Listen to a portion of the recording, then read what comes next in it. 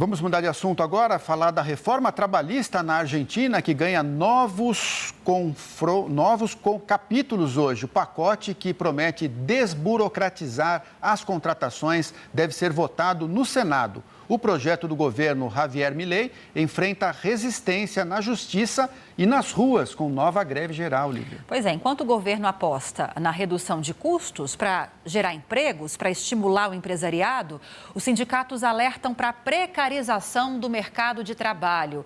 Para a gente entender se é possível se chegar a um equilíbrio na Argentina com o que está sendo proposto e agora vai ser votado no Senado, nós vamos receber a Ana Carolina Marçom, que é professora de Relações Internacionais da Escola de Sociologia e Política aqui de São Paulo.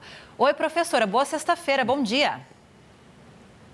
Bom dia, Lívia, bom dia, Lúcio, muito obrigada pelo convite, é um prazer estar aqui. Agora, professora, eu falei de equilíbrio e é difícil no mundo do trabalho a gente encontrar um equilíbrio que atenda de forma satisfatória quem oferece os meios de produção e aqueles que são os empregados, que são os funcionários, que são os trabalhadores. E essa divisão está muito clara na Argentina agora com a discussão dessa reforma trabalhista. Para começar essa entrevista, quais são os principais pontos de falta de consenso que estão em discussão?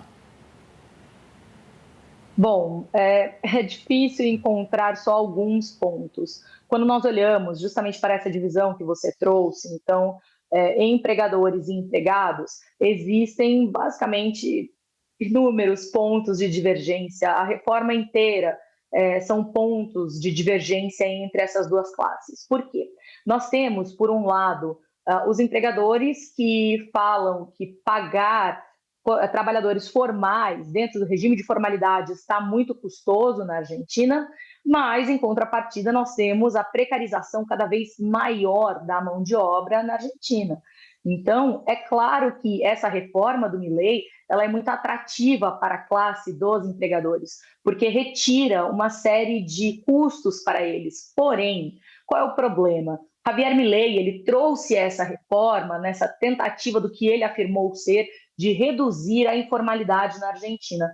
Mas os parâmetros, as diretrizes dessa reforma, na verdade, apontam para uma piora, uma deterioração da situação dos trabalhadores. Então, eu não acredito que os principais pontos que nós podemos destacar, entrando especificamente na sua pergunta, por exemplo, o possível aumento da jornada de trabalho de 8 para 12 horas, isso é um ponto de grande discordância, porque vai na contramão de todo o cenário internacional. Então, nós vemos países considerados desenvolvidos, como a Finlândia, que já vem discutindo a redução da jornada de trabalho de 5 para 4 dias.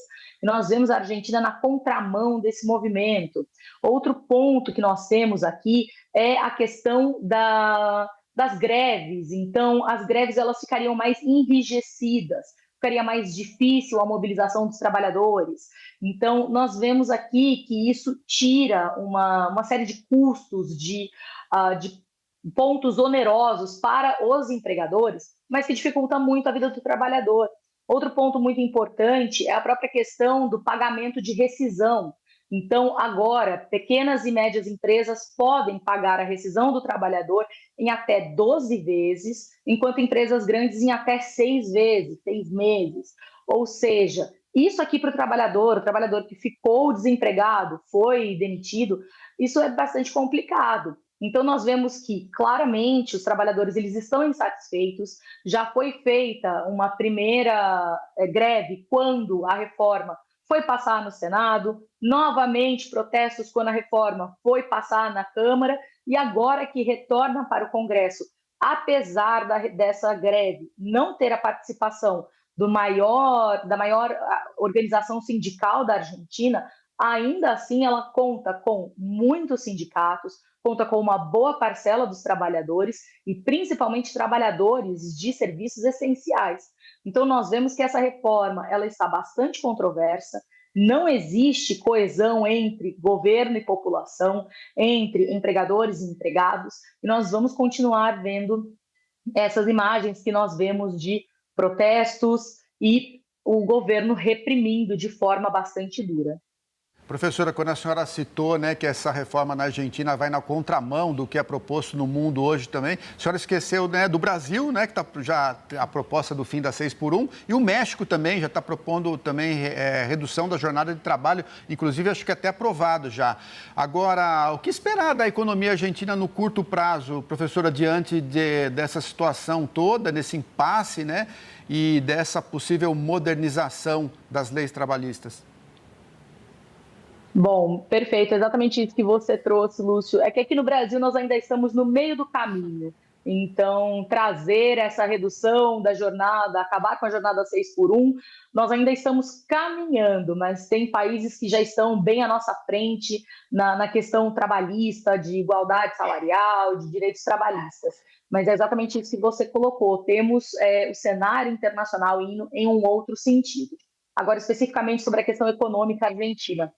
Nós sabemos que a Argentina já enfrenta inflação, essa inflação não é de agora, mas a situação piorou bastante nesses últimos tempos e a inflação só vai aumentar. Então, nós temos aí a redução por causa das greves dos serviços essenciais, vários setores estão paralisados, então a economia argentina vai sentir, a situação vai ficar ainda mais complicada.